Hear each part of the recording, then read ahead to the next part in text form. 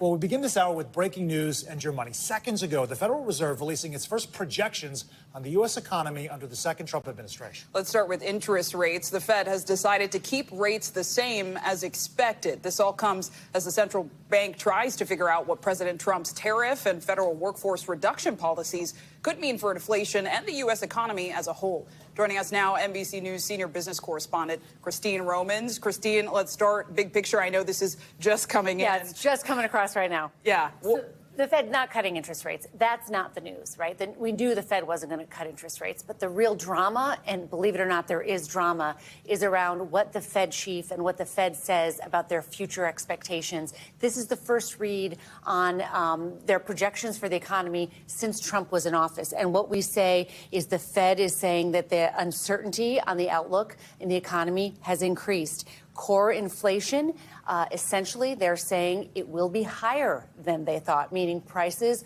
will rise a little bit faster and the unemployment rate will also rise a little bit more. Do you see that language as condemnation of the tariffs policy, or how do we interpret that? They're going to be very careful not to condemn the tariff policy. And what the Fed chief has been saying for months is that we don't tell you how to run the economy. We just tell you what we do in response. Think of the Federal Reserve as the shock absorbers on the car.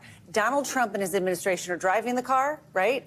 And the Fed is the shock absorbers if it gets bumpy. And so that's what we look at for interest rates. The Fed not lowering interest rates this time around, not suggesting when it would, still kind of higher for longer stuck here. For borrowers, it means just about exactly what it has meant for the last year or so. Interest rates might be a little bit higher than you would like.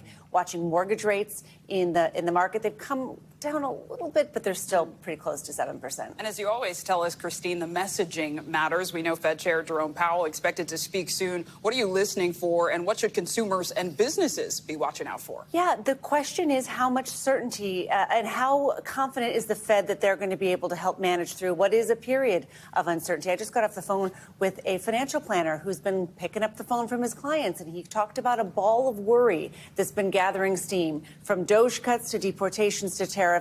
Consumers are a little bit frightened. Retirement savers are worried.